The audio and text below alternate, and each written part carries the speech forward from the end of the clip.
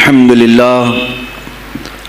لله الحنان المنان الذي خلق الإنسان وعلمه البيان والصلاة والسلام على رسوله سيد الإنس والجان وعلى آله وأصحابه ذوي الخير والإحسان أما بعد فأعوذ بالله من الشيطان الرجيم بسم الله الرحمن الرحيم ألا إن أولياء الله لا خوف عليهم ولا هم يحزنون الذين آمنوا وكانوا يتقون لهم البشرى في الحياة الدنيا وفي الآخرة لا تبديل لكلمات الله ذلك هو الفوز العظيم صدق الله مولانا العظيم وبلغنا رسوله النبي الأمين المتين المختار الكريم ونحن على ذلك من الشاهدين والشاكرين والحمد لله رب العالمين۔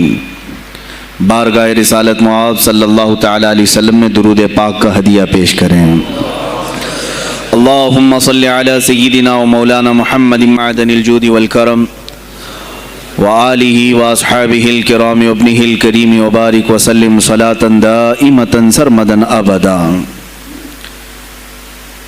آج کی یہ محفل پاک سلطان الاولیاء سراج الاصفیاء شہنشاہ بغداد تاجدار ولایت شہباز لامکانی قندیل سبحانی محبوب سبحانی سیدنا عبد القادر جیلانی قدس اللہ سرہ الشریف کی بارگاہ میں خراج عقیدت کے لیے منعقد کی گئی ہے۔ اس دربار میں میں اپنی گفتگو سے پہلے ان کے عظیم عاشق جس کو دنیا سنیت فنا فی الغوث اور مجدد میت حاضرہ کے نام سے جانتی ہے، امام احمد رضا خان قادری فاضل بریلوی رضی اللہ تعالی عنہ کی جو خراج عقیدت پیش کی ہوئی منقبت ہے، اسی سے میں بارگاہ غوث میں اپنی گفتگو کا آغاز کرتا ہوں۔ اے سلطان الاولیاء، اے شہنشاہ بغداد، واہ کیا مرتبہ اے غوث ہے بالا تیرا، اونچے اونچوں کے سروں سے ہے قدم اعلیٰ تیرا۔ توجہ، اونچے اونچوں کے سروں سے ہے قدم اعلیٰ تیرا، ارے سر بھلا کیا کوئی جانے کہ ہے کیسا تیرا۔ اے غوث پاک، سر بھلا کیا کوئی جانے کہ ہے کیسا تیرا، اولیاء ملتے ہیں آنکھیں وہ ہے تلوہ تیرا۔ ہم تو ابھی تلوے کو ہی نہیں پہنچ سکے، تمہارے سر تک کون پہنچے ہیں۔ اولیاء ملتے ہیں آنکھیں وہ ہے تلوہ تیرا۔ وہ شہنشاہ بغداد اگر ممبر پر کھڑے ہو کر کے اعلان کر دے قدمی ہادی علی رقبت کل ولی اللہ، میرا یہ پاؤں تمام اولیاء کی گردنوں پر ہے، تو پھر ہند کے خطے سے معین الدین اجمیری بھی یہ کہتے ہوں کہ بل علی رأسی و علی عینی، اے سلطان الاولیاء صرف آپ کا قدم گردن پر نہیں میرے سر پر بھی ہے۔ اور پھر اولیاء کاملین نے پکار کر کے دربار غوث میں یوں کہا تھا جب آپ نے اعلان کیا میرا یہ قدم اولیاء کی گردنوں پر ہے، جس کی گردن بنی ممبر اولیاء، جس کا ممبر بنی گردن اولیاء، اس قدم کی کرامت پہ لاکھوں سلام۔ انہوں نے جب اعلان کیا تو کیا اولیاء کاملین نے جواب میں کیا کہا تھا؟ جواب میں کیا کہا تھا؟ غوث پاک نے جب بغداد سے پکارا تو پورے مشرق و مغرب شمال و جنوب کے اولیاء نے یوں کہا تھا، یہ دل یہ جگر ہے، یہ آنکھیں یہ سر ہے۔ یہ دل یہ جگر ہے، یہ آنکھیں یہ سر ہے، جہاں چاہو رکھو قدم غوث اعظم۔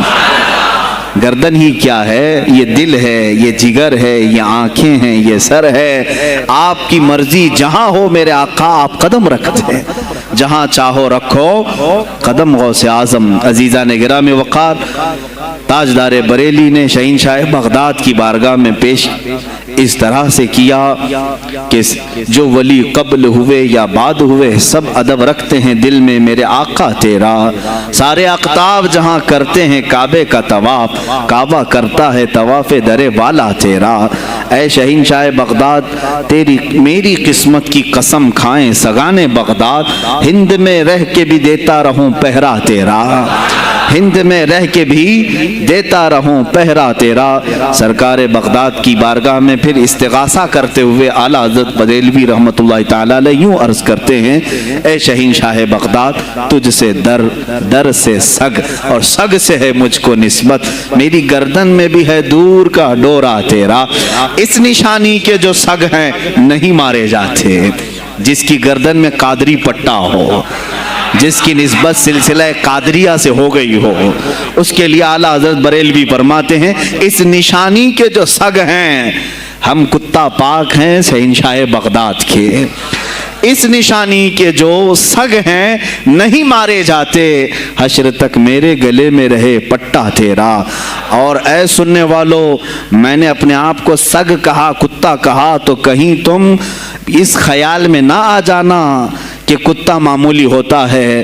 آگے اعلیٰ حضرت نے اس کا بھی سوایہ کر دیا، کیا دبے جس پہ حمایت کا ہو پنجہ تیرا، کیا دبے جس پہ حمایت کا ہو پنجہ تیرا۔ ارے شیر کو خطرے میں لاتا نہیں کتا تیرا، شیر کی تک پرواہ نہیں کرتا غوث پاک کا کتا۔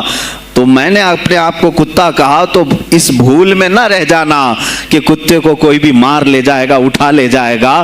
ہم نے کہا ہے دربار غوث کا کتا جو شیر کو بھی خطرے میں نہیں لاتا ہے۔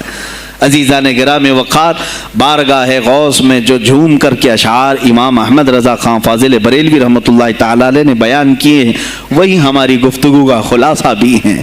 سرکار بغداد سیدنا عبد القادر جیلانی رضی اللہ تعالیٰ عنہ، یقیناً آپ کے ولی کامل ہونے پر تقریباً پوری امت کا اتفاق ہے۔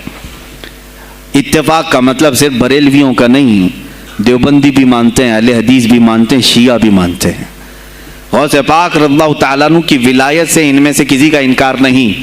آج بھی بغداد میں جائیں، لنگر بٹ رہا ہوتا ہے، شیعہ بھی کھا رہے ہیں۔ غوث پاک رضی اللہ تعالیٰ عنہ کا لنگر آج بھی بٹ رہا ہے۔ بغداد کی وہ ایک ایسی بارگاہ ہے جہاں سنی اور شیعہ دونوں ہیں، دونوں تسلیم کرتے ہیں ان کی ولایت کو۔ اب رہے بات اہل حدیث کی یا دیوبند کی، ان کی کتابیں اٹھاؤ تو پتہ چل جائے گا کہ غوث پاک کے متعلق انہوں نے کیا کیا نہیں لکھا۔ پیر پیراں، میر میراں، شہین شاہ بغداد، بلکہ شیخ ابن تیمیہ جو ہر ولی کی تنقید کرتا تھا، ہر صوفی پر طعن و تشنیع کرتا رہا، اس نے اپنی کتاب میں لکھ دیا کہ میرے پاس اتنی تواتر تک، تواتر کہتے ہیں اتنے لوگوں کا بیان کرنا کہ جن کا جھوٹ پر جمع ہونا محال ہو۔ شیخ ابن تیمیہ کہتا ہے میرے پاس اتنی تواتر سے کسی اور کی کرامتوں کا ذکر نہیں پہنچا جتنا شیخ عبد القادر جیلانی کا پہنچا ہے۔ الفضل لما شہید بہ الاعداء، فضیلت تو اس کی ہے جس کی دشمن بھی گواہی دے رہے ہوں۔ عزیزان گرامی وقار، سرکار بغداد رضی اللہ تعالیٰ عنہ کی ولایت پر تقریباً امت کا اتفاق، بعد میں آنے والے سارے مسلمان انہیں ولی مانتے ہیں۔ اور یہ اور بات ہے کہ ولایت تک سب کا اتفاق ہے، اب غوث کے مقام کے متعلق الحمدللہ ہم منفرد ہیں اس میں، اس لیے کہ ہم انہیں غوث اعظم بھی کہتے ہیں، استغاثہ بھی کرتے ہیں۔ یہ ایک الگ ٹاپک ہے جہاں شرک، بدعت اور کفر کے فتوے لگتے ہیں کہ بریلوی اللہ کو چھوڑ کر اولیاء سے مانگتے ہیں، اور یہ بیویوں سے مانگ لیں تو کوئی حرج نہیں، ہاں اپنے بچوں سے مانگ لیں تو کوئی حرج نہیں، بلکہ چپراسی اور نیتاؤں سے مانگ لیں تو کوئی حرج نہیں۔ کسی صاحب نے آ کر کے مجھ سے کہا تھا آپ غوث اعظم کیوں کہتے ہیں؟ اعظم اللہ ہوتا ہے سب سے اعظم، غوث کہیں ٹھیک ہے۔ سلفی صاحب تھے، ہم نے کہا کہ آپ کو سرکار عبد القادر جیلانی کو غوث اعظم کہنے پر اعتراض ہے، لیکن ایک چوڑا چمار ملک کا پرائم منسٹر بن جائے تو اسے وزیر اعظم کہہ دیتے ہیں، کوئی دقت نہیں آپ کو، وہاں اعظم کہتے ہیں آپ، اعظم کہنے میں آپ کو وہاں جھجک بھی نہیں آتی، اور غوث پاک کو اعظم کہنے میں آپ کو شرم آنے لگتی ہے۔ یہ اپنے اپنے نصیبے کی بات ہے، آپ کا اعظم کوئی اور ہے، ہمارا اعظم کوئی اور ہے۔ عزیزان گرامی، سرکار بغداد شہین شاہ ولایت سلطان الاولیاء سیدنا عبد القادر جیلانی رضی اللہ تعالیٰ عنہ، ماں کے پیٹ سے ہی ان کو ولایت عطا کی گئی۔ یہ وہ اولیاء میں سے ہیں جن کا پیدائشی اللہ تعالیٰ نے منتخب فرمایا ہے۔ بلکہ جس وقت آپ کی ولادت ہوئی یہ شعبان کا آخری دن، اور آپ کی والدہ ماجدہ کے بطن سے آپ اس عمر میں پیدا ہوئے جب عورتوں میں اولاد کی امید ختم ہو چکی ہوتی. آپ کی ماں کی عمر 60 سال کی تھی جب آپ پیدا ہوئے. یہ خود اپنے آپ میں ایک کرامت ہے. اور سرکار بغداد رضی اللہ تعالیٰ عنہ جب جیلان میں پیدا ہوئے تو آپ کا معمول تو دیکھیں، آپ کی ماں خود بتاتی ہیں دوسرے سال غالباً لوگوں کو چاند میں شک ہو گیا، 29 کا چاند نظر آیا کہ نہیں آیا. بعض کہنے لگے ہو گیا ہوگا، بعض کہنے لگے نہیں ہوا ہوگا. تو یوم الشک کہتے ہیں، یعنی 30واں جو شعبان کا ہوتا ہے وہ ایک رمضان بھی ہو سکتا ہے، 30 شعبان بھی. تو لوگ آئے حضرت فاطمہ ام الخیر کے پاس جو غوث پاک کی ماں ہے، پوچھا کہ کل کا چاند ہوا کہ نہیں ہوا، ہمیں شک ہو گیا ہے. آپ نے کہا چاند ہو گیا ہے اور رمضان شروع ہو چکا ہے. کہا کیسے؟ کہا صبح سے میرا بیٹا عبد القادر دودھ کو منہ نہیں لگایا ہے، اور میرے بیٹے کا یہ معمول ہے پچھلے رمضان سے ہی. جس وقت غوث پاک پیدا ہوئے رمضان شروع تھا. ان کی ماں کہتی ہیں سحری سے لے کر افطار تک غوث پاک اپنی ماں کا دودھ نہیں پیتے تھے. یہ بچپنے میں ماں کی گود میں روزے کا آپ کے اوپر کوئی مکلف نہیں تھے، آپ احکام شریعت ابھی آپ کے اوپر لاگو نہیں تھے، لیکن اللہ کا ایک ولی آتا ہے تو وہ نظام خدا قائم کرنے کے لیے آتا ہے. آج میں اسی پر گفتگو کرنا چاہوں گا. اللہ کے اولیاء ظاہر کیوں ہوئے دنیا میں اور کیوں آتے ہیں؟ ان کا سب سے بڑا مقصد دنیا میں آنے کا، جلوہ بار ہونے کا، وہ یہ ہوتا ہے کہ نظام خداوندی کو زمین پر قائم کریں. جس کی کائنات ہے اسی کی بات یہاں پر قائم ہونی چاہیے. اب یہ باتیں وقت کے ساتھ گزرتی جاتی ہیں اور لوگ بھول جاتے ہیں. آپ سب کو پھر میں یاد دلا دوں، میرے عزیز، میں نے بھی اور آپ نے بھی اللہ سے ایک وعدہ کیا ہے. ہماری روحوں نے اللہ سے وعدہ کیا ہے. جب اللہ تعالیٰ نے ہمیں پیدا بھی نہیں کیا تھا اس وقت ہماری روحوں کو بلا کر اس نے ایک وعدہ لیا، الست بربکم، کیا میں تمہارا رب نہیں ہوں؟ میں تمہارا مالک اور خالق نہیں ہوں؟ تو سب کی روحوں نے کہا تھا قالوا بلا وربنا، کیوں نہیں مولا، تو ہی تو ہمارا رب ہے.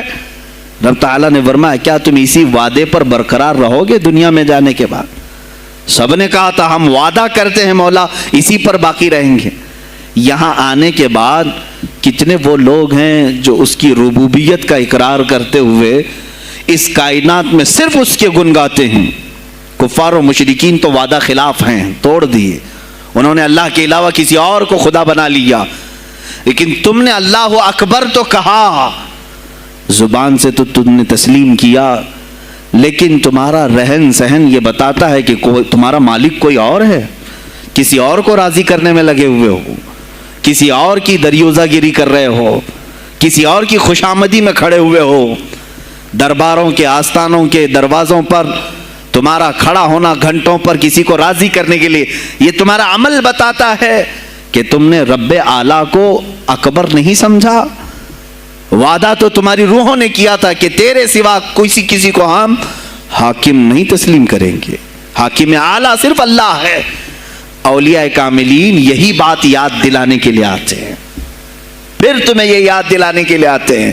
اور جس شان سے وہ دنیا میں آتے ہیں بچپن سے ہی ان کے حالات ایسے ہوتے ہیں کہ شریعت طاہرہ کی پابندی ان کے ہر قول و عمل میں نظر آتی ہے، ہر قول و عمل میں. اس لیے کہ ہم جس کی زمین پر ہیں اور جس کی آسمان کے نیچے ہیں، بات ہوگی تو صرف اسی کی ہوگی، بات ہوگی تو صرف اسی کی ہوگی.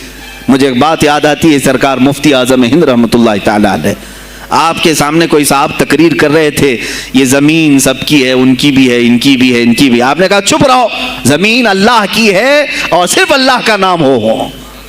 یہ سب کی ہمت نہیں بولنے کی. زمین اللہ کی ہے اور اللہ ہی کا یہاں پر اللہ ہی کی بولی بولی جائے، اسی کے لیے زیب دیتا ہے. جس کے گھر میں رہ رہے ہو اسی کی بات کرو. عزیزان گرامی وقار، سرکار بغداد ان کی کرامات اپنی جگہ پر، لیکن ان کی زندگی کے کچھ اہم گوشے میں لے کر آج حاضر ہوں. آج ہمارے حالات کے اعتبار سے بھی ضرورت ہے اس کی. جب آپ پروان چڑھتے رہے اپنی ماں کی گود میں، بہت جلدی آپ کے والد گرامی کا انتقال ہو گیا. آپ سے خود پوچھا گیا تھا غوث پاک سے آپ کی جوانی میں، یا جب آپ کا شہرہ بغداد میں بہت ہو گیا تب پوچھا گیا تھا آپ کو اپنے ولی ہونے کا احساس کب ہوا؟ غوث پاک سے ہی پوچھا گیا تھا آپ کو کب پتا چلا اللہ نے آپ کو ولایت کا یہ مقام عطا کیا؟ آپ فرماتے ہیں جب میں 10 سال کا تھا، مدرسے جاتا تھا تو غیب سے ایک آواز آتی تھی، افصحوا فی المجالس لولی اللہ، غیب سے آواز آتی تھی اے لوگوں مجلس میں جگہ چھوڑ دو، اللہ کا ولی آ رہا ہے۔ یہ آواز صرف میں نہیں، میرے استاد بھی سنتے، وہاں بیٹھے شاگرد بھی سنتے، اور سب کھڑے ہوتے تھے، جگہ دیتے تھے۔ غوث پاک فرماتے ہیں جب ہر بار مجھے یہ آواز آنے لگی تب مجھے احساس ہوا کہ اللہ تعالیٰ نے مجھے ولایت کا تاج پہنایا ہے۔ پھر آپ کو لہو و لعب میں، کھیل کود میں نہیں رکھا گیا۔ فرماتے ہیں ایک بار میں صرف ایک گائے کی پونچھ پکڑنے کی کوشش کر رہا تھا، گائے پلٹ گئی، فصیح عربی میں کہنے لگی الہذا خلقت ام بہذا امرت یا عبد القادر، اے عبد القادر کیا تجھے اسی کام کے لیے پیدا کیا گیا، یا تجھے اللہ نے اس کام کا حکم دیا کہ میری پونچھ پکڑے؟ غوث پاک فرماتے ہیں میں چونک گیا کہ ایک جانور مجھ سے عربی میں بات کر رہا ہے۔ اور اس کے بعد وہ گائے خود کہنے لگی اے عبد القادر تجھے اللہ نے اپنی مخلوق کے لیے بنایا ہے، اپنے بندوں کو راہ راست پر لانے کے لیے۔ غوث پاک فرماتے ہیں اس کے بعد زندگی میں کبھی کھیل کود کی خواہش بھی نہیں آئی، کھیل کود کی خواہش بھی نہیں آئی، کبھی تصور بھی نہیں کیا۔ اور جب آپ جیلان سے نکل کر بغداد آئے، بغداد کے جو حالات تھے وہ آپ نے بہت قریب سے مشاہدہ کیا۔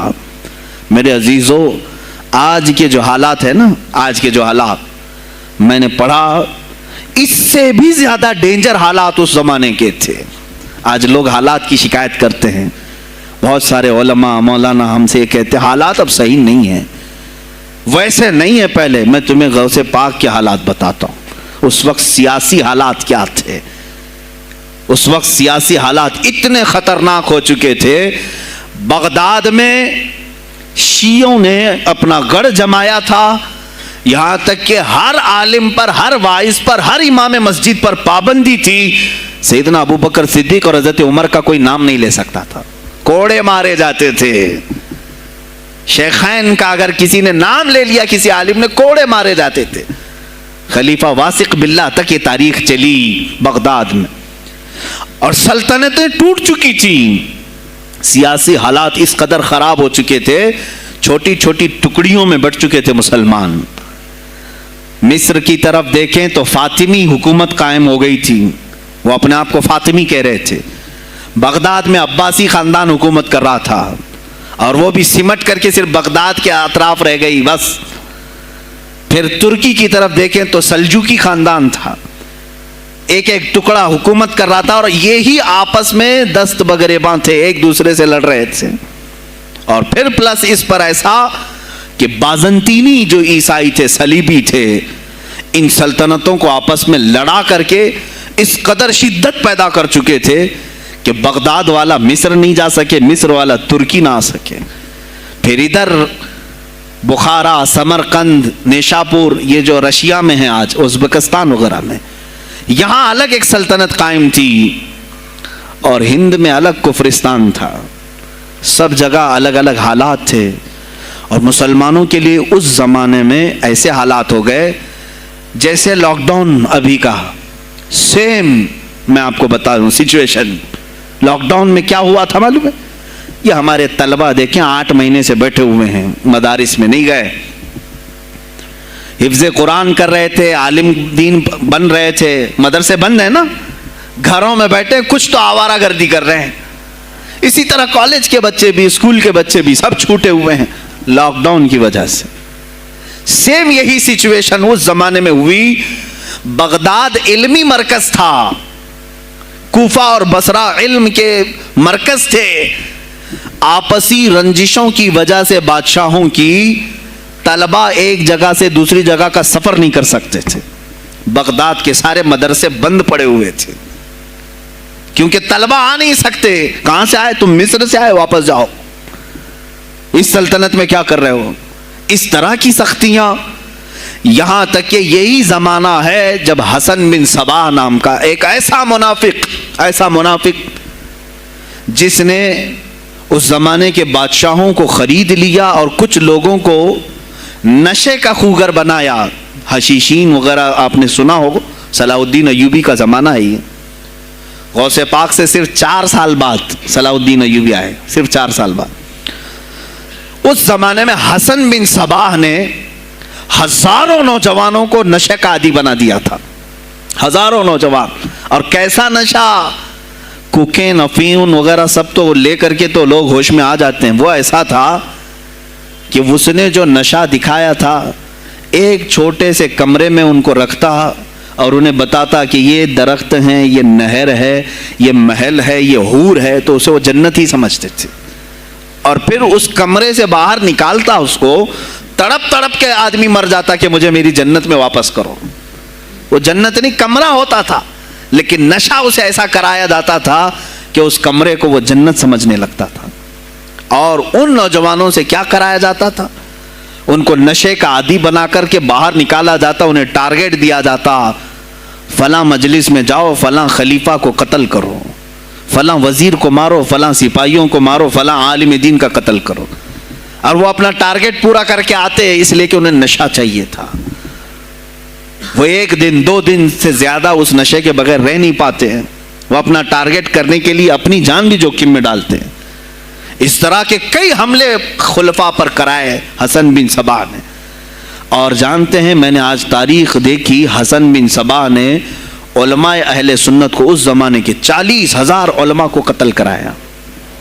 یہ وہ زمانہ تھا جب بغداد کا حال یہ تھا کہ نشہ زیادہ ہو چکا تھا, علم دین کے مراکز بند ہو رہے تھے, اور علماء بولنے میں ہچکچا رہے تھے, ڈر رہے تھے, اور سلطنتیں آپس میں ایک دوسرے سے ٹکرا رہی تھیں. جو خلیفہ بیٹھتا وہ نہایت عیاش قسم کا خلیفہ آتا تھا. اکثر خلیفہ عیاش آئے, ان کے حریم میں, ان کے حرم خانے میں, یعنی ان کے محل میں 40 عورتیں ہوا کرتی تھیں جن کے ساتھ وہ وطی کرتے, جمع کرتے. جبکہ وہ مسلمان خلیفہ ایک بادشاہ کے لیے, چاہے کوئی بھی ہو, 4 سے زیادہ کی اجازت ہے, 40 کنیزاؤں کے ساتھ وہ زندگی گزار رہے ہوتے. اس میں عیسائی بھی ہوتی, یہودی بھی ہوتی, سب قسم کی ہوتی. یہ خلفاء کا حال تھا.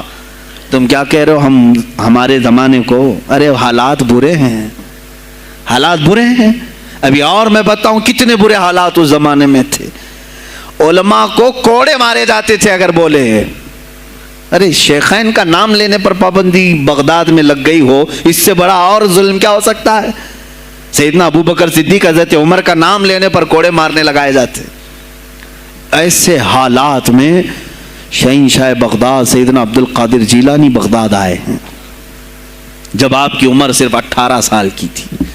18 سال کی جوانی میں آپ نے ملاحظہ کیا, حالات کو دیکھا, تعلیم حاصل کی بڑے بڑے اساتذہ سے. آپ کے اساتذہ فقہ میں الگ ہیں, حدیث میں الگ ہیں, تفسیر میں الگ ہیں, علم کلام میں, کئی علوم و فنون پہ آپ نے مہارت حاصل کی.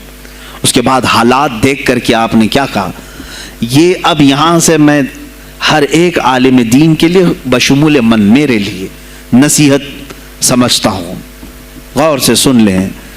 غوث پاک رضی اللہ تعالیٰ عنہ کی زندگی میں ایک موڑ ایسا آیا, اور شاید میں نے بھی کبھی کئی مرتبہ اس طرح سوچا ہے, میں کمپیئر نہیں کر رہا ہوں, لیکن سنیں, حالات کو دیکھ کر کے غوث پاک نے جنگل کا رخ اختیار کر لیا. کیا لینا دینا ہے اس دنیا سے؟ اور آپ خود فرماتے ہیں کہ میرے دل میں یہ ارادہ تھا, نہ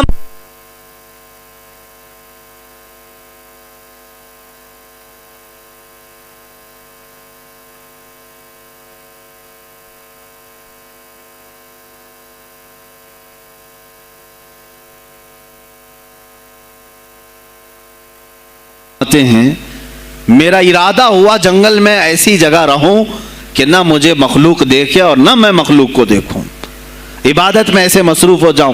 جنگلوں میں آپ عبادت کرتے رہے, لیکن فرماتے ہیں مجھے غیب سے آواز آئی اللہ رب العزت کی طرف سے, کہا اے بندے قادر، آپ کا نام ہی عبد القادر ہے، اے قادر کے بندے، تجھے اللہ نے جنگلوں کے لیے نہیں بنایا، امت مصطفیٰ کی رہنمائی کر، خلق خدا تجھ سے نفع حاصل کرے، واپس آ جا۔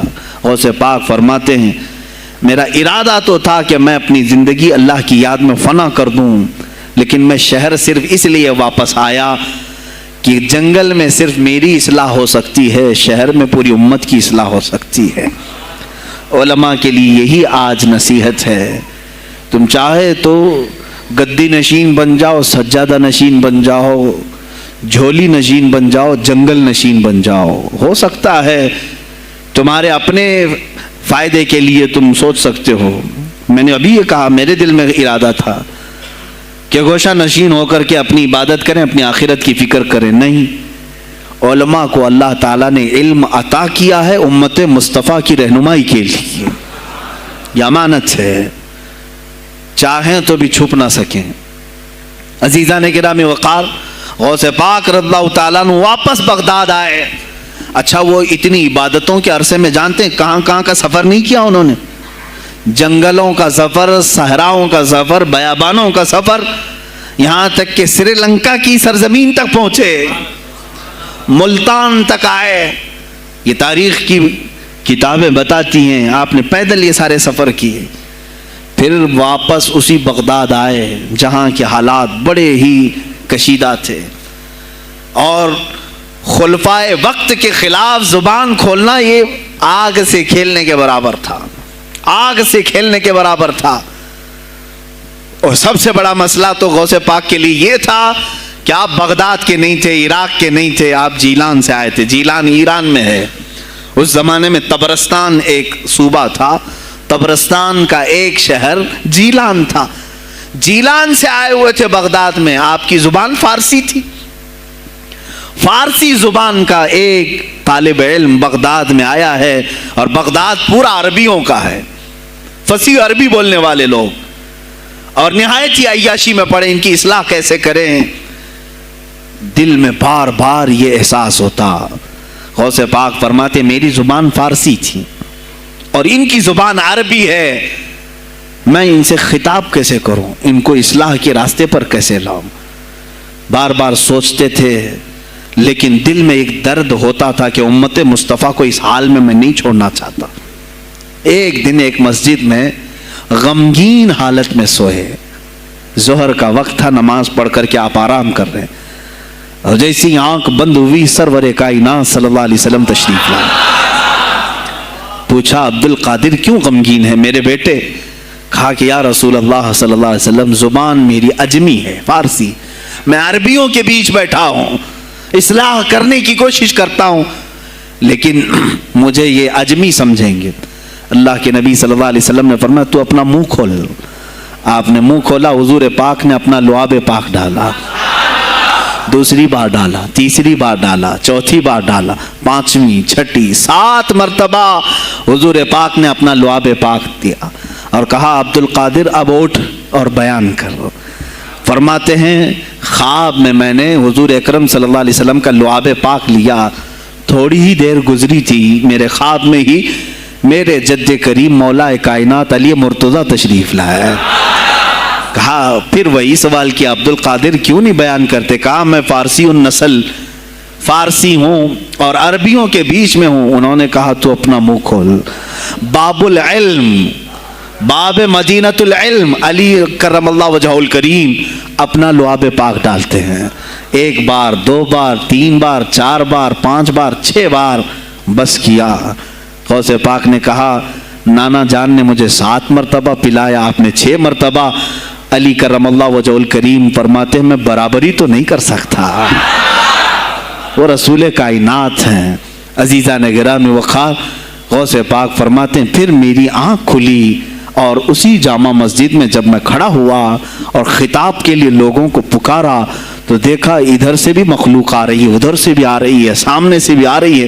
مجمع اتنا کثیر کہ تل دھرنے کی جگہ مسجد میں نہیں تھی، اور جب آپ کا خطاب ختم ہونے کو تھا لوگ اپنے کپڑے پھاڑنے لگے اور بے ہوش ہونے لگے۔ इतनी तीर बहदफ कलमात थे कि सीधे सीने में पैवस्त हो जाते, दिलों में उतर जाते। उसके बाद वही दिन था सैयदना अब्दुल कादिर जीलानी को लोगों ने हाथों हाथ उठाया। बगदाद में शोहरा हो गया कि कोई एक अजमी आया है और अरबियों पर फौकियत ले गया है। सारे अरबी उसके सामने दंग रह गए हैं, कोई अरबी उसकी फसाहत को नहीं पहुंच पाता है। कई लोग इम्तिहान के लिए भी आए। ऐसा नहीं है कि गौसे पाक को यूं ही छोड़ दिया गया। मेरे अजीज, तुम तो 1000 साल के बाद करामतें सुनते हो ना, यही लगता है कि गौसे पाक बहुत करामतों के मालिक थे, बहुत बड़े आलिम और बड़े वली कामिल थे, कुछ नहीं हुआ होगा उनके साथ। हमारे से ज्यादा खतरे उन्होंने मोले हैं, हमसे ज्यादा हासिदीन उनके थे, दुश्मनी करने वाले अपनों में भी बहुत सारे थे। गौसे पाक रज़ियल्लाहु ताला अन्हु का जब खिताब शुरू हुआ, क्या एक खतीब जब मशहूर होने लगे तो दूसरे मौलवी खामोश रह जाएंगे? हसद की चिंगारी भड़कती है, वो गौसे पाक के खिलाफ भी भड़की। और बगदाद में जब ये शोरा होने लगा तो कई उलमा उस वक्त के जो बड़े बड़े पाए के आलिम हैं, उनकी किताबें आज भी मौजूद हैं, मैं नाम तज़किरे नहीं कर रहा, लेकिन उन्होंने टेस्ट लेने की गरज से, इम्तिहान लेने की गरज से कई लोगों को सवालात भेजे। एक दिन मजलिस में ऐसा था कि गौसे पाक तफसीर कुरान बयान करते थे। तफसीर कुरान बयान करना गौसे पाक का महबूब मशगला था, रोज़ाना कुरान की तफसीर अर्ज करते। एक दिन मजलिस में बड़े बड़े उलमा की जमात, जिसमें अब्दुर्रहमान जोज़ी जैसे बड़े फ़क़ीह मुहद्दिस हैं, इनकी एक जमात आई। कुरान की जो आयत की तफसीर वो कर रहे थे, उस तफसीर को कई किताबों से उन्होंने अख़ज़ किया और लेकर के आए, मजमे में बैठे हैं। गौसे पाक ने तफसीर शुरू की। एक आयत की कितनी तफसीरें हो सकती हैं, कितनी तफसीरें हो सकती हैं। एक तफसीर बयान किया, उसके बाद कहा इस आयत की एक दूसरी तफसीर ये है। फिर थोड़ी देर के बाद गौसे पाक ने फरमाया इसकी एक तीसरी तफसीर ये है। फिर कहा उसकी एक चौथी तफसीर ये है। फिर कहा उसकी एक पांचवी तफसीर ये है। बयान करते जा रहे हैं, करते जा रहे हैं, यहाँ तक के 13 तफसीरें हो गई। जो बैठे हुए थे वो आशाश करने लगे। उसके बाद इतना ही नहीं, आगे बढ़ते रहे, आगे बढ़ते गए।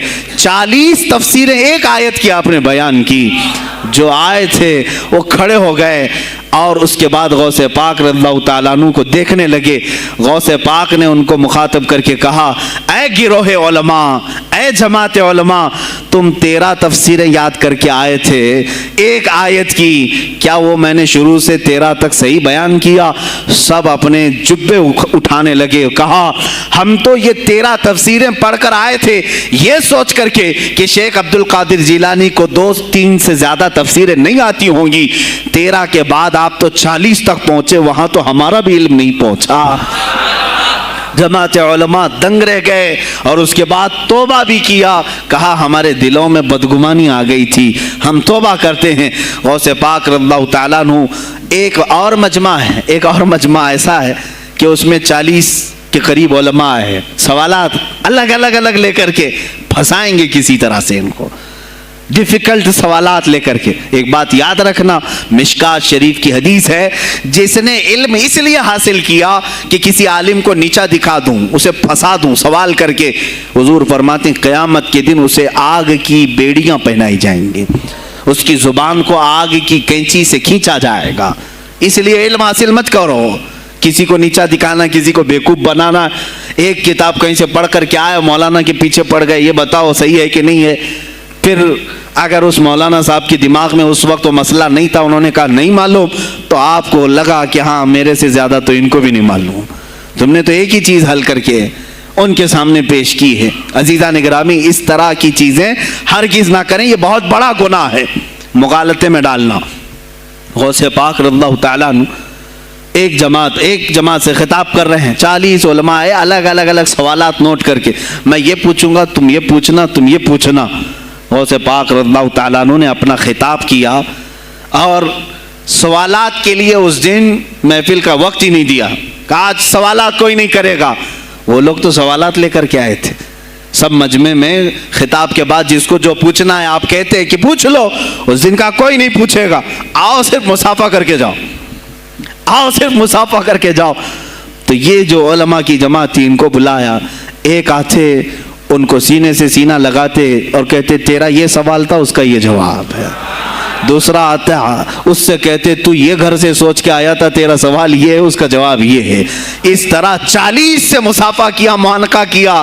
ان کے سوالات کے پوچھنے سے پہلے جوابات بھی دے دیے اور اس کے بعد کہا کہ اے گروہ علماء، تم سوال کرتے اور میں جواب دیتا تو عبد القادر کی کیا اس میں خصوصیت تھی؟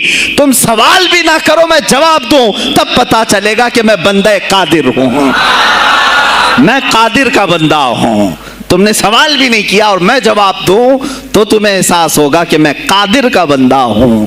اللہ رب العزت کا کی صفاتی نام ہے. عزیزان گرامی وقار، علماء نے تنگ کیا، پریشان کیا، آپ کے مجموعوں کو روکنے کی کوشش کی، لیکن ایسا نہیں ہے کہ غوث پاک نے ہر ایک کو اپنی کرامت سے زیر کر دیا ہو، ان علماء کو پورا سلا دیا ہو. نہیں، فیس کیا ہے، مقابلہ کیا ہے، پریشانیاں اٹھائی ہیں. اور خلفاء کے وقت کے سلاطین کی بھی بہت ساری ایسی سختیاں تھی جس کو آپ نے برداشت کیا. کئی لوگوں نے آپ پر پابندیاں لگانے کی کوشش کی تھی. یہ تو سرکار غوث پاک کی استقامت تھی کہ آپ جمے رہے. اور سب سے بڑا کام آپ کا کیا تھا معلوم؟ خانقاہ کے گدی نشینوں، غور سے سنو، جو غوث پاک کا نام لیتے ہیں، سرکار غوث پاک رضی اللہ تعالیٰ عنہ کی اس صفت کو میں بیان کروں تو یہ بغلیں جھانکیں گے. ابھی غوث پاک نے سب سے بڑا کردار کیا کیا جانتے ہیں آپ؟ لوگ کہتے ہیں خانقاہی ماحول قائم کرنا ہے، اللہ اللہ کرو، تسبیح لو، دلوں کی صفائی کرو، سب صحیح ہے، لیکن غوث پاک نے تقریباً 25 سال صرف جہاد پر بیان کیا ہے. صرف جہاد پر کہا کہ اے گروہ مسلمین، تم پر اللہ نے ذلت مسلط کر دی ہے اس لیے کہ تم نے کوششیں ترک کر دی ہیں. حکومتوں کو صحیح کرنے کے لیے آپ نے باغ ڈور سنبھال لی تھی. غوث پاک جب بیان کرتے منبر سے تو وقت کا جو تخت تھا وہ بھی ہلنے لگ جاتا تھا. خلیفہ مستنجد باللہ اس زمانے کا خلیفہ ہے اور تنگ آ گیا غوث پاک کے پاس. جب وہ بیان کرتے اور ان کی عیاشیاں کھول کھول کر کے ذکر کرتے تو لوگوں میں اب احساس جاگنے لگا، کوئی تو اللہ والا آیا ہے جو نظام خداوندی قائم کرنے کی بات کر رہا ہے، نظام مصطفیٰ قائم کرنے کی بات کر رہا ہے. بغداد کی یہ حالات جب ہونے لگے میرے عزیزو، سلطان الاولیاء غوث پاک کی ہی شہ پر جانتے ہیں صلاح الدین ایوبی جیسا ایک مرد مجاہد پیدا ہوا ہے. یہ آپ کی تحریک تھی، غوث پاک کی تحریک تھی کہ جب بازنطینی عیسائیوں سے آپ نے اپنی پوری امت کو آگاہ کیا کہ تم سو رہے ہو، تم اپنی عیاشیوں میں ہو، تم اپنے نشے میں ہو، تمہارا دشمن تاک میں لگا ہے، گھات لگا کر کے بیٹھا ہے. اور ہوا بھی یہی کہ غوث پاک کے وصال کے صرف 10 سال بعد صلیبیوں نے حملہ شروع کر دیا بغداد پر، مصر پر، ترکی پر، ہر جگہ. اور یہی حملے کی وجہ تھی صلاح الدین ایوبی جیسا مرد مجاہد کھڑا ہوا اور پھر انہوں نے پورے بیت المقدس کو فتح کر کے اپنے سر ایک صحرا باندھا. آج تک امت اس کے احسان کو یاد کرتی ہے. میرے عزیزو، غوث پاک کے زمانے کے ہیں صلاح الدین ایوبی. اتنا ہی نہیں، آپ ہی کی تحریک تھی، غوث پاک کی تحریک تھی کہ تم جوانوں کو تیار کرو، تمہاری زندگی عیاشی کے لیے نہیں، اللہ کا نظام قائم کرنے کے لیے ہے. تم اللہ کا نظام قائم کرنے کے لیے آئے ہو دنیا میں، کیونکہ اللہ نے تمہیں خلیفۃ اللہ کہا ہے. اللہ کے تم خلیفہ ہو، تم نائب ہو اللہ کے. تم یہاں پر اپنی موج مستی کے لیے نہیں آئے. اب اس زمین پر بات ہوگی تو صرف میرے مولا کی ہوگی، اس زمین پر بات ہوگی میرے مصطفیٰ کی ہوگی. یہ سیدنا عبد القادر جیلانی کا اعلان تھا. ہے کوئی آج پیران اعظام وہ اعلان کریں کہ آج اس زمین پر صرف ہم ناموس رسالت کی بات کریں گے؟ کون ہے؟ کیوں بیٹھے ہو؟ غوث پاک سے اگر تمہاری ادنا سی نسبت ہے تو پھر تمہیں اپنے جوانوں کو، اپنے مریدوں کو یہ سکھانا ہوگا کہ موٹے موٹے نذرانے دینے سے نہیں چلے گا، اپنی گردنیں حضور کو پیش کرنے کے لیے تیار کرو. تم تیار ہو جاؤ اپنا خون اور اپنی گردن بارگاہ مصطفیٰ میں دینے کے لیے. یہ آج تربیت دو، ورنہ پھر دشمن تمہیں کچا چبانے کے لیے تیار ہے. کچا چھبانے کے لیے تیار. عزیزان گرامی، میں غوث پاک کی تحریک آپ کو بتا دوں کون سی تحریک تھی. وہ صلاح الدین ایوبی جو بیت المقدس فتح کیا، یہ غوث پاک کی تحریک ہے. اور پھر چند سالوں کے بعد پورے عالم اسلام میں جو خلافت عثمانیہ قائم ہوئی، غازی ارطغرل جو آئے، یہ تحریک بھی غوث اعظم کی پیدا کی ہوئی تھی. آپ نے جوانوں کو متحرک کیا تھا اور پھر امت کا وہ شعور بیدار کیا تھا جو ان میں مردہ کر چکے تھے کچھ حکومت کے کارندے.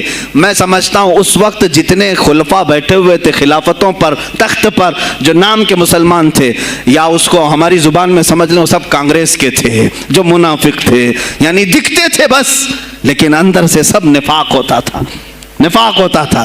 ہاں میں صاف کہوں گا، بغداد میں بھی کانگریس کا خلیفہ رہا ہوگا، مصر میں بھی اور ترکی میں بھی اور نیشاپور میں بھی، اس لیے کہ مسلمانوں کے خون چوس کر کے تخت پر بیٹھ تو جاتے لیکن پوری زندگی گزر جاتی، میرے مصطفیٰ کا نام تک نہیں لیتے تھے. ان کو بٹھاتے تھے مسلمان. آج آپ بھی تو یہی کر رہے ہیں، یہی کر رہے ہیں.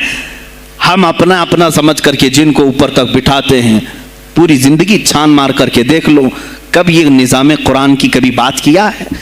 کبھی میرے مصطفیٰ پر آنے والی آنچ کے لیے یہ کھڑا ہوا ہے؟ کوئی نہیں کھڑا ہونے والا ہے. ان کے سفید کرتے اور ان کے سفید پاجامے سب کفن بن کر رہ جائیں گے اور کچھ بھی نہیں ہوگا. عزیزان گرامی وقار، آپ کو سرکار بغداد رضی اللہ تعالیٰ عنہ کی تحریک میں بتاؤں، ترکی سے نکلنے والی خلافت عثمانیہ یہ غوث اعظم کی پیدا کی ہوئی تحریک تھی. اتنا ہی نہیں، آپ کے آخری زمانے میں سرکار خواجہ غریب نواز معین الدین چشتی رضی اللہ تعالیٰ عنہ کی ملاقات بغداد میں ہوئی. معین الدین اجمیری رضی اللہ تعالیٰ عنہ کی ملاقات ہوئی. تاریخ دان نے لکھا، آج میں نے پہلی مرتبہ اس کو پڑھا اور آپ کے سامنے پہلی بار بتا رہا ہوں.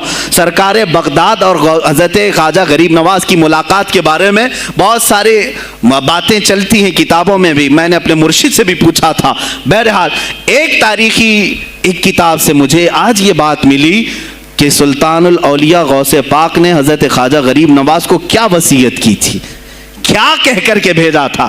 ان کے پاس غوث پاک نے، غریب نواز نے بہت ساری انعامات، اوراد، وظائف، طرق، اجازات سب حاصل کیے، لیکن ہندوستان جب آئے کیا کیا انہوں نے؟ یہ بھی بتایا گیا کہ غوث پاک کی یہ تحریک تھی. کیا؟ سلطان الہند سرکار غریب نواز نے شہاب الدین غوری کو بلا کر کے ہندوستان میں پرچم اسلام لہرانے کا حکم دیا تھا. یہ تحریک بھی سرکار غریب نواز نے لائی تھی بغداد کے ولی کامل سے. تم کیا سمجھتے ہو یہ اولیاء خالی مسلح لے کر کے گھومتے تھے؟ یا اولیاء اکرام صرف گدی نشین تھے؟ نہیں میرے عزیزو، یہ حکومت وقت کو آنکھ میں آنکھیں ڈال کر بات کرتے تھے اور پھر نظام مصطفیٰ کی بات للکار کر کے کرتے تھے. آج کے زمانے میں کچھ لوگوں نے اولیاء کو ایسا پیش کیا ہے جیسے وہ درویش بس جنگل میں رہتے تھے اور کچھ نہیں. نہیں میرے عزیزو، وہ اللہ کے شیر تھے، اللہ کے شیر تھے. اسی لیے تو اقبال نے کہا ہے، اللہ کے شیروں کو آتی نہیں روباہی. وہ کبھی لومڑی پن کا انہوں نے اپنے آپ میں اظہار ہی نہیں کیا کہ نہیں یہ بھی چلے گا وہ بھی چلے گا، کبھی نہیں. وہ گرجتے تھے اپنے تخت پر، اپنی خانقاہوں پر. دیکھیں خلیفہ مستنجد باللہ، ابو المظفر اس کو کہتے ہیں، بغداد کا وہ خلیفہ، عباسی خلیفہ، بڑا طاقتور، اور اسی کے زمانے میں غوث پاک ہیں. ایک فارس سے آنے والے اجمی عبد القادر، شیخ عبد القادر، جب بغداد کی جامع مسجد میں بیان کر رہے ہوں، در و دیوار ہل رہے ہیں. وہ اپنے خلافت کے دربار میں بیٹھا ہے خلیفہ، اچانک بہت زور کی آواز آئی، پورے محل میں گونج گئی. پوچھا یہ آواز کیسی بغداد میں؟ لوگوں نے معلوم کر کے بتایا کہ شیخ عبد القادر جیلانی نے چھینک ماری، ان کے مریدوں نے صرف جواب دیا ہے. ان کو چھینک آئی تھی، جواب میں لوگوں نے یرحمک اللہ کہا، وہ خلیفہ وقت کے محل تک پہنچ گئی آواز. تو اس نے کہا یہ تو پورا ہلا دینے کی بات ہے. ایک بات یاد رکھو میرے عزیزو، آواز ہو سکتا ہے تمہاری مسجد سے باہر جائے نہ جائے، تمہاری آواز کا دار و مدار تمہارے گلے پر نہیں ہے. ایک بار تم پکارو گے پہنچانا میرے مولا کا کام ہے۔ اب ہماری آواز کہاں کہاں تک پہنچتی ہے، کس کے ٹائر پھٹتے ہیں، یہ سب بعد کی بات ہے۔ تم پکار کر کے تو دیکھو۔ اللہ رب العزت کے نام پر عزیزان گرامی وقار مستنجد باللہ آیا اور وہی کیا جو ہر عیاش کرتا ہے۔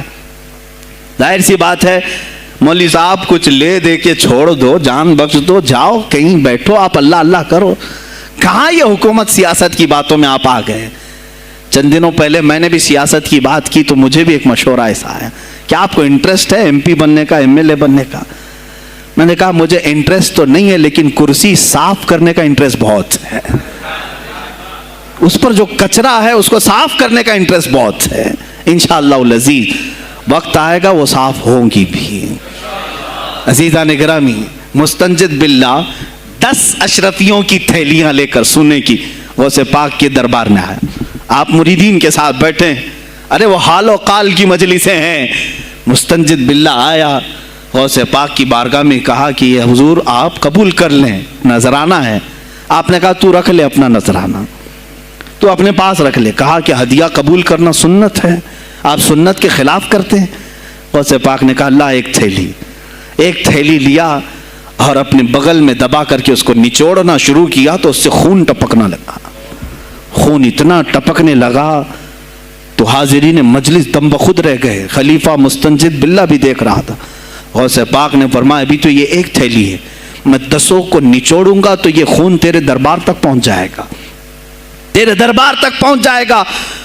تو مجھے وہ اشرفیاں دینے آیا ہے جو تو نے غریبوں کے مال کو چوس کر کے حاصل کیا، تو مجھے خریدنے کے لیے آیا ہے۔ اگر مجھے تیرے خاندان کی حرمت کا خیال نہ ہوتا تو میں آج پورے بغداد کی نالیوں میں اسی کا خون بہاتا۔ خلیفہ مستنجد باللہ بے ہوش ہو گیا، اور اس کے بعد جب ہوش آیا اس نے توبہ کیا اور آپ کے ہاتھ پر بیعت بھی کیا۔ اب اس کے بعد وہ خلیفہ ایسا پاک ہوا، نظر غوث جو پڑھی۔ اب اس کے بعد دربار خلافت کے حالات کیا ہو گئے سنیں۔ میں آج سیاست پر بات کر رہا ہوں۔ اب خلیفہ مستنجد باللہ کا دل جب صاف ہوا، 8 دن کے بعد وہ حاضر آیا، کہا سلطان الاولیاء اے شیخ عبد القادر جیلانی آپ حکم فرمائیں کہاں کس طرح کا گورنر رکھنا چاہیے، گورنر کس طرح کا ہونا چاہیے آپ دیں۔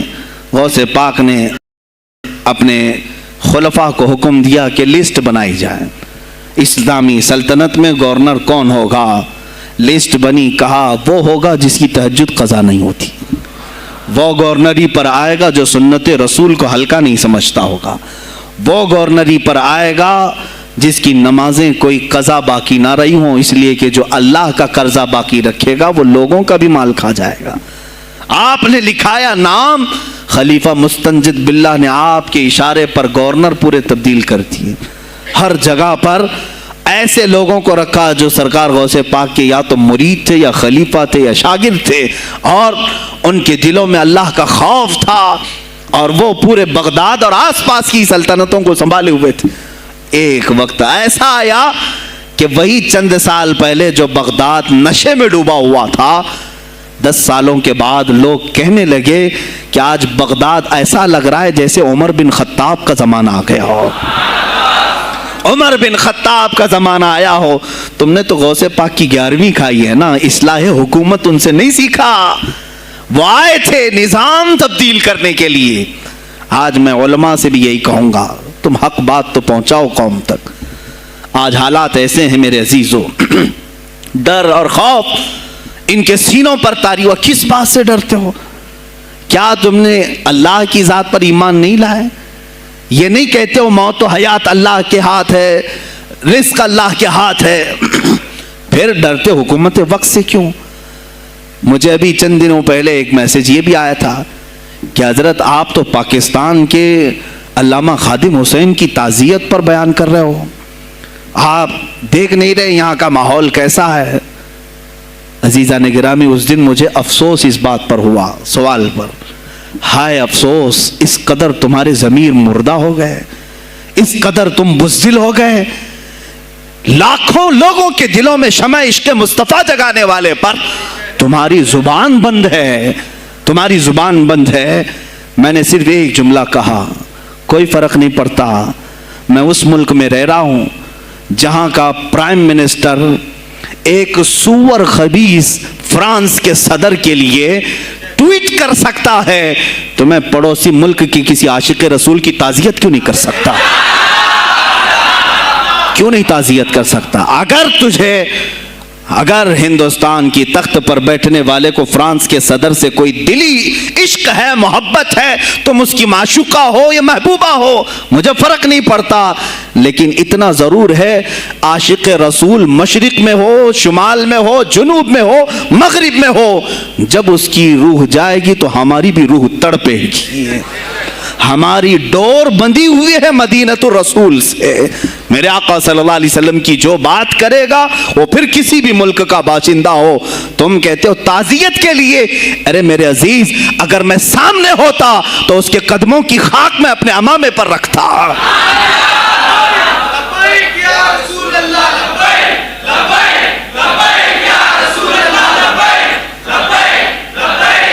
عزیزان گرامی وقار, یہ بہت خاموشی ہم نے اختیار کی, بہت خاموشی, کوئی بات نہیں. تم دیکھو گے حالات خراب ہونے کی جو شکایات آج کر رہے ہیں علماء, تم سب کے سب جاؤ گے.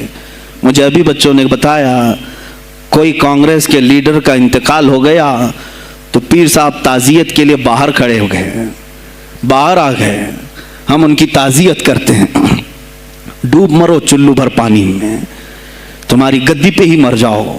تمہاری زبانوں پر جب عاشق رسول کے لیے تعزیت کے الفاظ آنے میں ہچکچاہٹ آتی ہے, کون سا عشق رسول, کون سا کلمہ تم نے پڑھا ہے؟ غوث پاک کی اگر تمہارے اندر ذرا برابر بھی نسبت ہے تو میں کہوں گا میرے عزیزو, سلطان الاولیاء غوث پاک عاشق رسول ہی نہیں, فنا فی الرسول تھے. میرے نبی کی بات پر اگر کوئی انگلی بھی اٹھاتا, آپ یا تو اپنی کرامت سے اس کا منہ توڑ جواب دے دیتے. کسی عیسائی نے صرف یہ کہا تھا میرے نبی عیسیٰ افضل ہے, وہ مردوں کو زندہ کرتے تھے, آپ کو جلال آیا, کہا محمد افضل نہیں ہے اس لیے کہ وہ مردے زندہ نہیں کرتے تھے, آپ اس کا ہاتھ پکڑ کر قبرستان لے گئے. میرے نبی پر بات کرتا ہے, میں تجھے زندہ کر کے دکھاتا ہوں. اپنی کرامت سے مردے کو زندہ کر کے دکھایا. اب بول کون افضل ہے, عیسیٰ افضل ہے کہ میں افضل ہوں؟ تو نے تو عیسیٰ علیہ السلام کو مردے زندہ کرتے دیکھا تو نہیں, لیکن عبد القادر کو سامنے دیکھا. غوث پاک نے کہا میں اپنا موازنہ عیسیٰ علیہ السلام سے نہیں کرتا ہرگز, لیکن یاد رکھنا میرے نبی پر اگر زبان کھولے گا تو عبد القادر اپنے قدم سے اس کو جواب دے گا. وہ جواب دیتے. آپ کی زندگی ناموس رسالت کی حفاظت کے لیے گزری ہے. سلطان الاولیاء غوث پاک رضی اللہ تعالیٰ عنہ کی بارگاہ میں جب ایک سوال آیا کہ لوگ کہتے ہیں نبی ہر جگہ کیسے حاضر ہو سکتے ہیں, آپ نے خود کر کے دکھا دیا. کوئی صاحب آئے, کہا ہمارے گھر دعوت ہے, آپ تشریف لائیں, کہا ٹھیک ہے آتا ہوں. تھوڑی دیر بعد دوسرے آئے, کہا ہمارے گھر دعوت ہے آپ آئیں. سیم ٹائم پہ کئی 70 لوگ آئے, سب کی دعوت قبول کی. دوسرے دن شام میں لوگ آ کر کے فخر کر رہے ہیں آج میرے گھر شیخ عبد القادر جیلانی آئے تھے. دوسرا کہہ رہا نہیں میرے گھر آئے تھے, تیسرا کہہ رہا میرے گھر آئے تھے. ایک وقت میں سب گھروں پر کیسے؟ سبوں نے کہا انہیں سے پوچھتے ہیں وہ کہاں گئے تھے. جب لوگ آئے تو سننے میں یہ آتا ہے کہ آپ ایک درخت کے نیچے بیٹھے تھے. لوگ سوال کرنے کے لیے آئے, سب آپس میں کہہ رہے ہیں ہمارے گھر آئے تھے, ہمارے, آپ بتائیں کیا کس کے گھر گئے تھے؟ تو انہوں نے کہا درخت کے اوپر دیکھو. تو لوگوں نے درخت کے اوپر نگاہ ڈالی تو دیکھا ہر پتے پر شکل عبد القادر نظر آ رہی ہیں. فرماتے ہیں اللہ نے عبد القادر کو یہ اتنی قدرت دی ہے کہ بیک وقت وہ کئی جگہوں پر حاضر ہو سکتا ہے. تو جب ایک غلام رسول کو اللہ نے یہ طاقت دی تو رسول مختار کو کتنی طاقت دی ہوگی. انہوں نے ناموس رسالت کو واضح کیا ہے. میرے عزیزو, اولیاء کاملین اسی لیے آتے ہیں, وہ نبی کا پرتو بن کر کے آتے ہیں, اور آج ان کے نام کی 11ویں کھا کر کے موٹے ہو رہے ہیں, بس اور کچھ نہیں. اور لوگ یہ سمجھتے ہیں نفس کو موٹا کر کے تم اپنی زبانوں میں گھی لگا چکے ہو, بولو گے تو پکڑے جاؤ گے, بولو گے تو تمہارے اوپر کیس ہو جائے گا. ہو نہیں تو میرے عزیزو, آج تو حالات ایسے ہیں. میں رو پڑا کل جب مجھے یہ رپورٹ ملی کہ صرف ہندوستان کی سوشل میڈیا پر 25,000 پوسٹ میرے نبی کی شان میں گالیاں دی گئی ہیں. 25,000 لوگوں نے گستاخی کی ہے. तुम भी तो रात भर इंटरनेट चलाते हो, पूरा का पूरा वक्त अपने मोबाइल में सर्फ करते हो। जाना है तुम्हें भी मेरे आका की बारगाह में, याद रखना हुजूर पाक सल्लल्लाहु ताला अलैहि वसल्लम के दरबार में जाने वाले हो और तुम्हारा कोई उज़्र कबूल नहीं किया जाएगा। हज़रत साद बिन रबी की वो बात मुझे याद आती है, जंगे उहद में हुजूर की हिफाजत के लिए लड़ते लड़ते मैदान में ऐसे आ गए थे काफिरों के कि आपके गोश्त के टुकड़े उड़ रहे थे, जिस्म के गोश्त के टुकड़े उड़ रहे थे। मेरे आका देख रहे थे। शाम का वक्त हुआ, उहद का मैदान, हवाजें, सन्नाटा, 70 लाशें पड़ी हुई थी साहबा की। अल्लाह के नबी ने पुकारा, मेरे साद को ढूंढो, कहां है साद, कहां है? साहबा कहते हैं हम आवाज देने लगे, साद तुम जिंदा हो, रसूल तुझे बुला रहे हैं। हजरत साद बिन रबी 7 लाशों के नीचे दबे हुए थे और सांसें भी चल रही थी, सांसें चल रही थी। साहबा ने जब आवाज देना शुरू किया कि रसूल पाक याद कर रहे हैं, वहीं से वो हरकत करने लगे। अंदर से आवाज दी, ए जवानों, साद जिंदा है, मैं यहाँ लाशों के नीचे दबा हुआ हूं। हटाई गई लाशें तो देखा उनके जिस्म में कुछ बचा ही नहीं था, कुछ नहीं था, सब फट चुका है, पेट को तक चाक किया गया है, सांसें बाकी। साद बिन रबी कहते हैं, ए साहबा, शायद मैं रसूलुल्लाह तक नहीं पहुंच पाऊंगा, हुजूर ऊंचे टीले पर बैठे हुए हैं, शायद नहीं पहुंच पाऊंगा, मेरा सलाम मेरे नबी तक पहुंचा देना, हुजूर तक पहुंचा देना। लेकिन आने वालों को क्या कहा जानते हैं? मैं ए जवानों तुम सबसे कहूंगा आज के हालात में। साद इब्न अबी रबी कहते हैं, ए साहबा, मैं तो जा रहा हूं, मेरी आखिरी सांसें हैं, लेकिन अगर तुम्हारी आंखें चमकती रही, तुम्हारे जिस्मों में जान बाकी रही और मेरे नबी पर अगर किसी ने उंगली उठाई और गाली दी, मैं क़यामत के दिन उसे नहीं छोड़ूंगा। और याद रखना, अल्लाह की बारगाह में तुम्हारा कोई उज़्र कबूल नहीं किया जाएगा अगर तुम्हारे जीते जी तुम्हारे नबी की जात पर किसी ने कीचड़ उछाला। हजरत साद रबी इतना कह करके इंतकाल हो गए, वो हुजूर तक पहुंचाए भी नहीं जा सके। ए मेरे अजीजों, ए जवानों, तुम क्या समझते हो कि तुम दुनिया से इसी तरह निकल जाओगे? कुरान में भी अल्लाह ने कहा, अम हसिबतुम अन तदखुलुल जन्नत, तुम ये सोच करके बैठे हो कि हम जन्नत में चले जाएंगे? पीर साहब का दामन पकड़ लिया है, मुझे तो जाना ही है जन्नत में, पीर बख्शवा देंगे हमें। तुम बरस में एक मर्तबा 11वीं करके और फातिहा नियाज करके समझते हो इस्लाम का हक अदा कर दिया।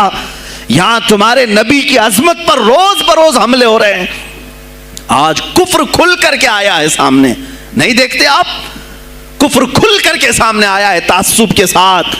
हर शहर में जाते हुए गुंडे ललकार रहे हैं इस्लाम के खिलाफ हमारे मुल्क में।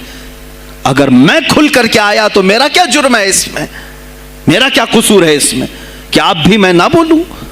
हाँ, आज तुम्हारे पास ताकत है, पावर है, जो कुछ भी हसर और रसूख है, इससे ज्यादा क्या करोगे कि तुम मुझे जेल में बंद कर दोगे? मैं कल की तफसीर में भी यही कहा, एक मौलाना साहब ने कहा क्या आप इतना बोल रहे हैं, आप पर ऐसे एक्ट लगाए जाएंगे कि जिंदगी भर आपकी जमानत ही नहीं होगी, आप पर ऐसे कानून लगाए जाएंगे कि आपकी जिंदगी भर जमानत ही नहीं होगी। मेरा दिल ये कहता है, ऐ लोगों, इस तरह जी कर फायदा भी क्या?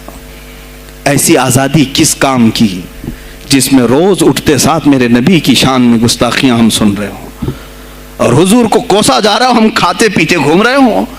इससे बेहतर है कि जेल की कोठरी में हम जिंदगी गुजार लें, कल बारगाह मुस्तफ़ा में उठने वाला चेहरा तो रहे हमारे पास। अगर अल्लाह के नबी सल्लल्लाहु ताला अलैहि वसल्लम ने सवाल कर लिया पकड़ करके कि तेरे जिंदगी में, तेरी जवानी में मुझ पर तो लोग रंगीला रसूल कह रहे थे, तू क्या कह रहा था? तू क्या कह रहा था उस जमाने? तुम क्या कहोगे? ऐ अल्लाह के नबी, मैं मजदूर था, मैं कुछ नहीं कर सकता था, मैं गरीब था, काम काज करता था, मैं कुछ नहीं कर सकता था। याद रखो, उस वक्त मेरे आका तुम्हारे सामने बिलाल हबशी को लाकर खड़ा कर देंगे। ये क्या था बिलाल? ये तो गुलाम था, इसकी पीठ पर सिल रख करके पीठ गला दी जाती, तब भी अपनी जुबान पर मेरा नाम लेना नहीं छोड़ता था। तुम कौन सी मजदूरी की शिकायत ले जाओगे? बहाना करोगे अल्लाह की बारगाह में? रसूल की बारगाह में बहाना करोगे? ऐ गिरोह उलमा, तुमको अल्लाह ने मिंबर दिए हैं खिताबत के लिए, अल्लाह ने अपने रसूल का मिंबर तुम्हें दिया है, इसलिए नहीं कि तुम हुकूमत की खुशामदी करो, तुम अपने वक्त के तागूती कुव्वतों की खुशामदी करो, इसलिए नहीं, बल्कि आज तुमसे कौम मुसाफा करके हाथ चूमती है सिर्फ इसलिए कि तुम्हारी जुबान पर नाम मुस्तफा है। आज उलमा की जो इज्जत है सिर्फ इसलिए, तुम्हारी पगड़ियां, तुम्हारे जुब्बे देख करके कौम इज्जत नहीं करती, सिर्फ इसलिए इनके दिलों में तुम मचलते हो कि तुम मुस्तफा करीम की बातें करते हो। उलमा को जानना चाहिए कि तुम्हारी इज्जत नबी से वाबस्ता है। आबरूए माज़ा नाम मुस्तफा अस्त, हमारी आबरू, इकबाल ने कहा था, हमारी आबरू नाम मुस्तफा से वाबस्ता है। अगर उसी नाम को किसी ने छेड़ा तो फिर हमारा जी कर मतलब क्या है, हम किस काम के? मैं एक मिसाल से समझाता हूं। मस्जिद है, दीवार के पेंट को अगर किसी ने खुरच लिया तो हो सकता है माफ कर दें, हम उसको छोड़ दें। किसी ने लकीर निकाल दी दीवार पर, हम छोड़ दें उसको, लेकिन मियां वो हमारे सामने आकर पिल्लर हिलाने लग गया और मस्जिद का ये पिल्लर तोड़ने लग गया, खामोश बैठोगे? और अगर तुम खामोश बैठे तो इसका अंजाम क्या होगा? उसने पिल्लर हिलाया तो सिर्फ पिल्लर नहीं टूटेगा, ये छत पूरा सबके ऊपर गिरेगा। आज जालिम कुफार पूरे तुम्हारी जड़ को हिला रहे, मेरे नबी की जात को, सीधे मुस्तफा करीम की जात को हिला रहे हैं। अल्लाह के हबीब सल्लल्लाहु ताला अलैहि वसल्लम की नामोस को हल्के में मत लेना मेरे अजीजों, लाखों जाने जाती हैं, जाए इस्लाम पर। हुजूर अकरम सल्लल्लाहु ताला अलैहि वसल्लम की जात को हल्के में मत लेना।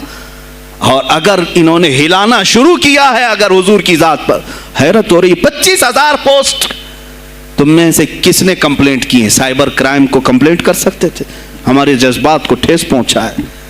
हम आजाद मुल्क में रह रहे, मेरे नबी से छेड़छाड़ क्यों हो रही है? किसी ने आवाज उठाई? कुछ हैं इल्ला माशाअल्लाह, कुछ उलमा, कुछ वकला इसके पीछे लगे हुए हैं, लेकिन मेरे अजीजों हर मुसलमान का यह है तुम्हारी निस्बत रसूल पाक से है। अब इन्होंने हिलाना शुरू किया तो इंतजार करो, जिस दिन ये छत गिरेगी अजाब बनकर सब पीछे जाएंगे, सब उसमें गिरफ्तार होंगे। इंशाअल्लाहुल अजीज हम मुहिम छेड़ेंगे, हम मुहिम छेड़ेंगे इस बात की। अगर आज तुम कसरत में हो तो इसका क्या मतलब, जो चाहे तुम कर लोगे। हम इतने गए गुजरे तो नहीं हैं कि हमारे नबी के ऊपर भी तुम चले जाओ। हाँ, हमें रौन दिया, हमें मार दिया, हमें कत्ल कर दिया, सब बर्दाश्त कर लिया, लेकिन अब इससे आगे नहीं बर्दाश्त करेंगे इंशाअल्लाहुल अजीज। मैं आवाज़ देता हूँ इसी मिंबर से, ए गिरोह उलमा, ए जमात सूफिया, ए खानकाह के गद्दी नशीनो, बाहर आओ, आओ हुकूमत वक्त से एक मुतालबा ये करो, ए हुकूमत वक्त के तख्त पर बैठने वालों, हमारे हिंद में पार्लियामेंट में भी ऐसा कानून पास करो कि कोई मेरे नबी की ज़ात पर भौंके तो उसे मौत की सज़ा हो जाए। हम ये चाहते हैं। अगर इस कानून को तुम्हें लाने में कुछ जिंदगियों की ज़रूरत है तो ये फ़कीर हाजिर है और मेरे साथ भी कुछ तुम्हारे लिए हाजिर होंगे। ले लो हमारी जाने और एक कानून ऐसा बना दो ताकि क़यामत तक फिर यहाँ पर कोई ना भौंके मेरे नबी की ज़ात पर। तुम कानून सिर्फ मेरे नबी के लिए नहीं, तुम अपने देवी देवताओं के लिए बनाओ, शांति से रहो। हमने कभी तुम्हारे खिलाफ भौंका नहीं है, हमने कभी देवी देवताओं को छेड़ा नहीं है, इसलिए कि इस्लाम इसकी इजाजत नहीं देता। हम गाली नहीं देते, हम इस्लाम की हक्कानियत से बयान करते हैं, लेकिन खामोश रहने की ये सज़ा हमें दी जा रही है कि हमें गालियां देते देते ये अब हमारे नबी तक पहुंच गए, हमारी माँ आयशा सिद्दीक़ा तक पहुंच गए और हमारे तमाम अकाबिरीन असलाफ तक पहुंच गए। और 25 करोड़ की तादाद में खामोशी ये अच्छी नहीं है मेरे अजीज़ों, अच्छी नहीं है। आज अफसोस इसी बात का है जिनको अल्लाह ताला ने अपने नबी की नियाबत अता की है, वो नायब रसूल हैं या किसी खानका के गद्दे नशीन हैं। तुम ये मत समझ लेना कि तुम्हारे आबा व अजदाद कमाल के थे, बुजुर्गान दीन थे, तुम छूटे जाओगे। नहीं, सवाल तो होगा, तुम्हें सवाल होगा, मुझसे भी होगा। मैं ये नहीं कह रहा हूं कि मैं कोई अलग हूं, सवाल होगा। आओ सर जोड़ करके हम इस सिलसिले में कोशिश करें। गौसे पाक रज़ी अल्लाह ताला अन्हु का यही मैसेज था। हिंदुस्तान में शिहाबुद्दीन गौरी ने जो परचम इस्लाम लहराया وہ آج تک اس کی دین ہے کہ مسلمان زندہ ہیں، یہاں مسلمان باقی ہیں۔ پوری دنیا میں نظام کو صحیح کرنے کے لیے آواز اٹھانا یہ بھی اولیاء کاملین کی بات ہے، ان کی صفات ہیں۔ صرف اپنی خانقاہ میں اللہ اللہ اور ذکر کرانا ہی ان کا کام نہیں تھا، وہ دلوں کو تو دھلتے ہی تھے، لیکن جو نظام سنبھال رہا ہوتا اس کی باغ ڈور کو بھی دھلتے تھے، اس کی بھی صفائی کرتے تھے۔ تو اللہ کا ڈر رکھنے والا کرسیوں پر آئے، جو کسی کا خون چوسنے والا نہ آئے۔ عزیزان گرامی وقار، اپنے سیاسی شعور کو بھی بیدار کرو، سیاست کو سمجھو، تم کب تک استعمال ہوتے رہو گے؟ اب اس میں علماء کو بھی آنا چاہیے کہ ان کے سیاسی شعور کو بیدار کرے۔ تمہارے ساتھ آج جو کھیل کھیلا جا رہا ہے، تم ہر ایک کی جے وجے کرتے ہوئے ہر پارٹی کے پیچھے جاتے ہو، تم نے آج تک اپنا قائد نہیں ڈھونڈا، اپنا قائد نہیں ڈھونڈا۔ اور ان کو دیکھو، وہ کہتے ہیں کہ اگر پیٹرول 200 لیٹر بھی ہو جائے تو ہمارے قائد تو یہی ہیں، اس لیے کہ ہمارا ہم مذہب ہے، وہ ہمارے مذہب کی بات کرتا ہے۔ تمہارا کون ہے میرے عزیز؟ تم کسی پر متفق نہیں ہوتے، اور جو تمہارے لیڈر ہیں وہ کسی اور کے پلو میں چھپے ہوئے ہیں، ہاں کسی اور کی گود میں بیٹھے ہوئے ہیں، جا جا کر کے یہ سارے مسلمانوں کو کسی اور کے ہاں بیچ کر کے آتے ہیں۔ یہ سیاسی شعور بیدار کرو۔ مجھے معلوم ہے میری یہ باتوں کا سب سے زیادہ ایکشن کون لے گا، مجھے معلوم ہے سب سے زیادہ کس کو کھلبلی مچے گی، وہ بھی مجھے معلوم ہے، اسی لیے کہ میں ان سیکولر پارٹیوں کے بارے میں بول رہا ہوں جو چہرہ سیکولر بتا کر کے ہم آپ سب کے ووٹ لے کر کے چلے جاتے ہیں، اور پھر مجھے بتاؤ جن کو تم اپنا مسیحا سمجھ کر کے ان کے پیچھے جے جے کرتے گھومتے رہتے ہو، تمہارے مذہب پر آج کیا حملے نہیں ہوئے ہیں، کیا نہیں ہوئے؟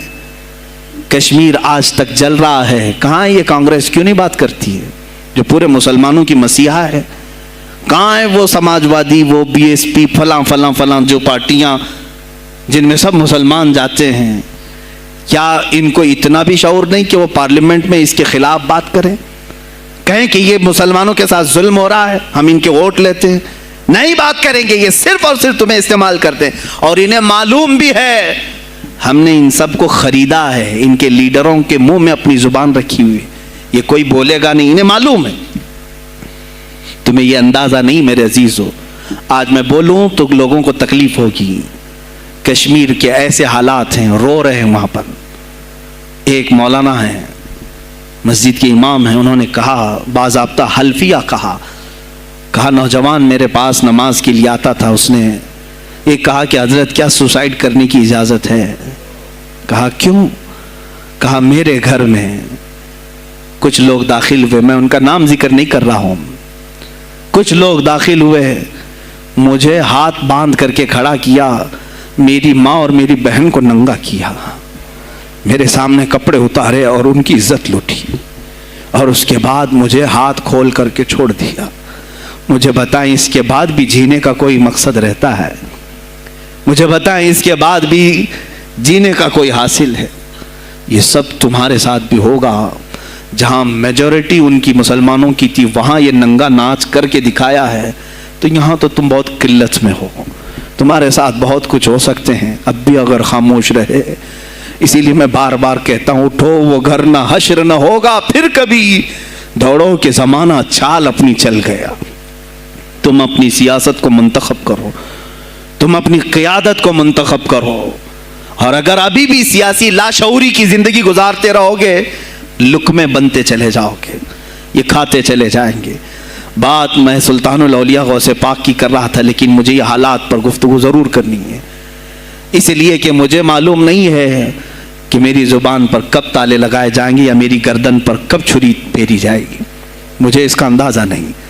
لیکن اے مسلمانوں، تم میری ذات سے الجھتے ہو تو الجھ جاؤ، مجھے اگر بلیم کرتے ہو، تانے مارتے ہو تو مار لو، چند دنوں کی بات ہے، جب تک میری سانسیں چل رہی ہیں تب تک مجھے گالیاں دو گے، لیکن جس دن میں بھی دنیا سے جاؤں گا اس دن تم ہماری باتیں یاد رکھو گے، اس دن یاد کرو گے۔ مجھے اپنے بچوں کو یہی بتانا ہے کہ اب وہ دور آیا ہے جہاں ممبروں سے بھی بولنے میں اب گھبراہٹ ہے، لوگ اپنے خوف کے مارے ایسے ہیں کہ اپنی روزی روٹی کے چکر میں میرے مصطفیٰ کی گالیاں سننا برداشت کر رہے ہیں۔ دیتا ہے دینے دو نا، ہمارا کیا بگڑتا ہے؟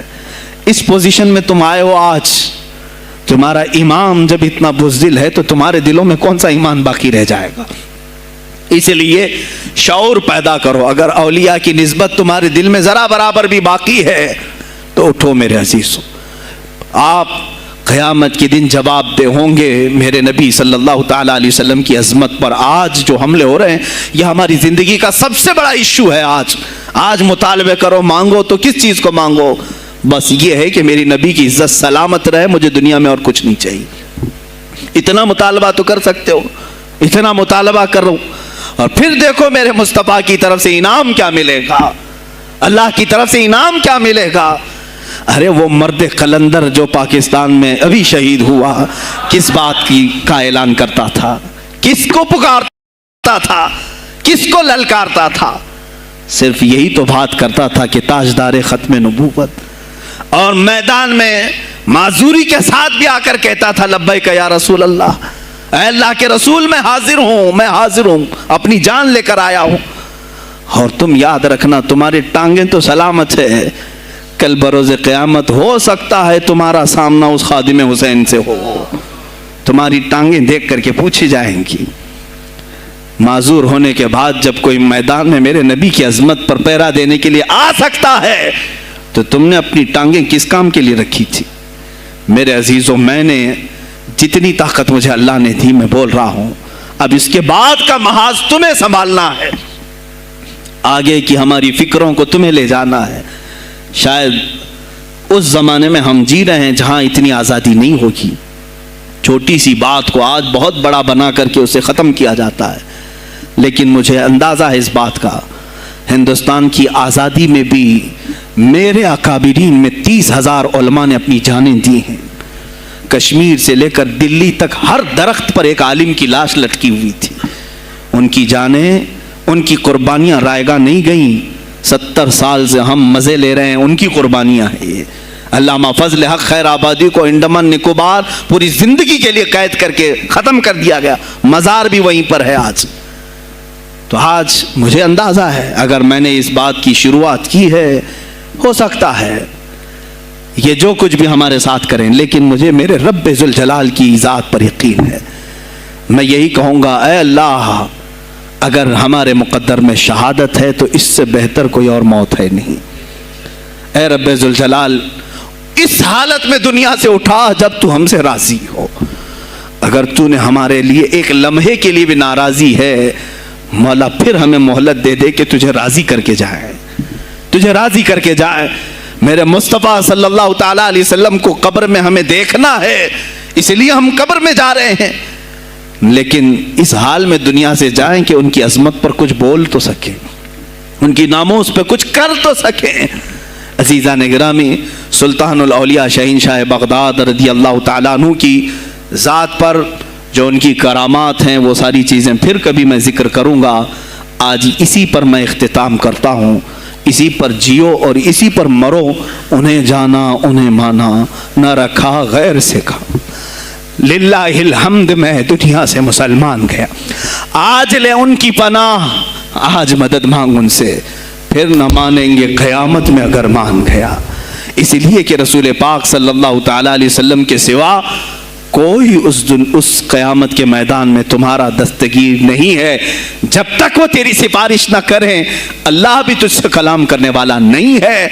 जब इमाम अहले सुन्नत ने यहाँ तक कह दिया, खलील व नजी मसीह व सफ़ी सभी से कहीं न बनी, ये बेखबरी की खल्क फिरी कहाँ से कहाँ तुम्हारे लिए, रसूल पाक ही के लिए तुम वहाँ पर भी उठाए जाओगे। मैं यही मैसेज दे करके जाऊँगा जो मेरे मुर्शिद गिरामी ने आखिरी वक्त दिया था। ज़िंदगी ये नहीं किसी की किसी के लिए, ज़िंदगी है नबी की नबी के लिए। ना समझ मरते हैं ज़िंदगी के लिए, ना समझ मरते हैं ज़िंदगी के लिए, जीना मरना है सब कुछ नबी के लिए। बुल हवस सुन, सीम और ज़र की बंदगी अच्छी नहीं। बुल हवस कहते हैं हवस का पुजारी, ख्वाहिशात का पुजारी। मेरा मुर्शिद ये कहकर गया है हमें, बुल हवस सुन, सीम और ज़र की बंदगी अच्छी नहीं, उनके दर की भीख अच्छी, सरवरी अच्छी नहीं, उनके दर की भीख अच्छी, सरवरी अच्छी नहीं। और कहते हैं جو پیا کو بھائے اختر وہ سہانا راگ ہے، جو پیا کو بھائے اختر وہ سہانا راگ ہے، جس سے ناخوش ہو پیا وہ راگنی اچھی نہیں، جو میرے نبی کو نہ پسند آئے وہ بات ہی اچھی نہیں، جو میرے نبی کو نہ پسند کام ہو وہ کام ہی اچھا نہیں، جس سے ناخوش ہو پیا وہ راگنی اچھی نہیں۔ وآخر دعوانا الحمدللہ رب العالمین۔ السلام علیکم۔